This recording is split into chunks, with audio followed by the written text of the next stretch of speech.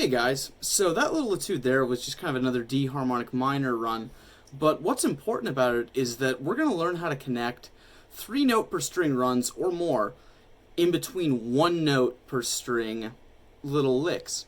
So we're going to be starting on the 12th fret on our D string, so the note D. We're going to go 12, 14, 15, ending on a downstroke, and our pointer is going to squeeze up to the G on the 14th fret, do another downstroke, so economy picking naturally, but as opposed to doing more notes there, we're going to go and roll this up to the 14th fret on the B string, so that'll be 3 straight downstrokes, almost a sweeping fashion.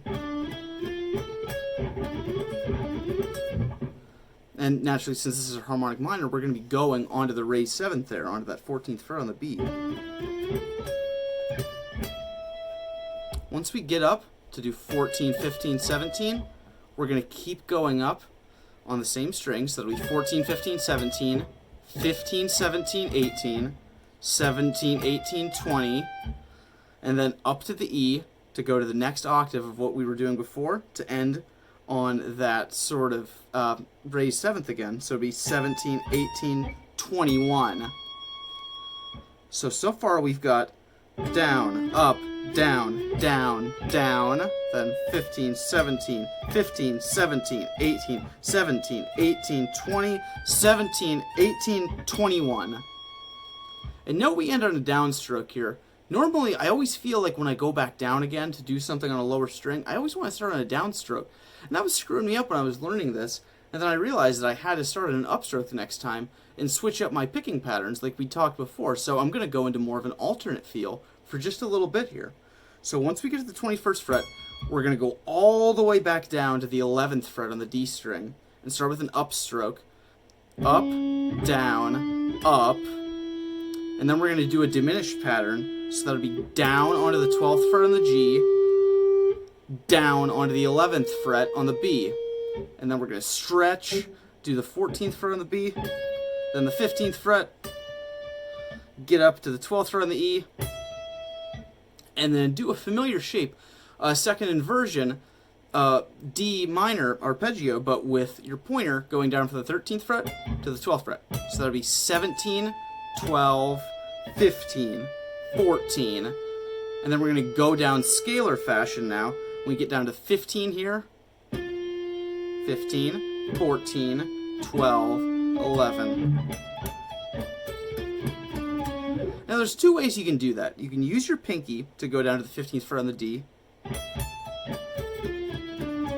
I use my ring because it just felt more comfortable there. There are times I'll use my pinky because, you know, occasionally I'm a bit inconsistent in regards to that sort of stuff. But I mean, as long as it feels comfortable to you, more power to you, because you're ending with your pointer on that 11th fret at the end of the phrase, and you're going to be using your pointer again. So as long as that's your lead finger, you're in good shape.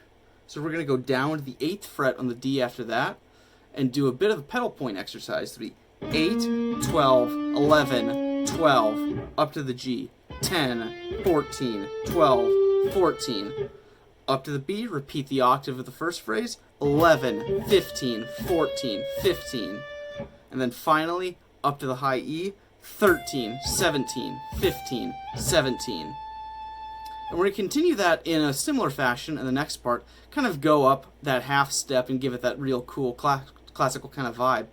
So we're going to go down to the B, 15, then upstroke, 17 on the high E, 15 on the high E, 17 again on the high E, 18, 15, 17, 14, doing that familiar diminished run. And then we're going to go down to the G to the 14th fret again. Then 17, 15, pull off onto the 14, and I killed my own note. Whatever. So that way we can do another upstroke onto the G again there. And you see, because I'm going down in that sweeping sort of economical fashion again. So I'll be going 14, 17, 15, 14, 14 with an upstroke, 15 with an upstroke, 14 on the D, slide down to the 11th, end on the D.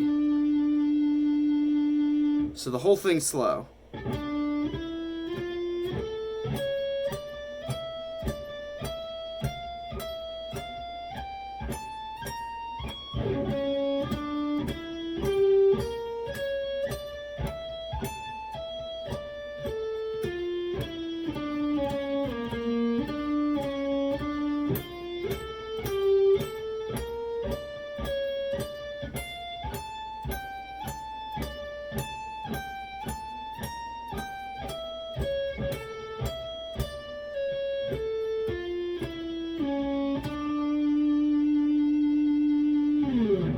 So yeah, if you add those one-note runs, you can do some really cool stuff. You can even break them into groupings of 7 and do stuff like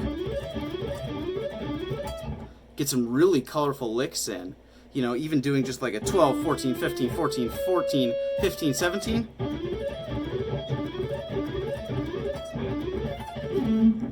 You know, you can add them into almost any phrase that you're doing, and it's going to add some really cool, almost exotic sounding depth into it. So yeah, work on that nice and slow. Work on getting those 3 straight downstrokes or upstrokes going, and it's really going to speed up your playing in a real hurry. Alright guys, have fun with it. See you next time.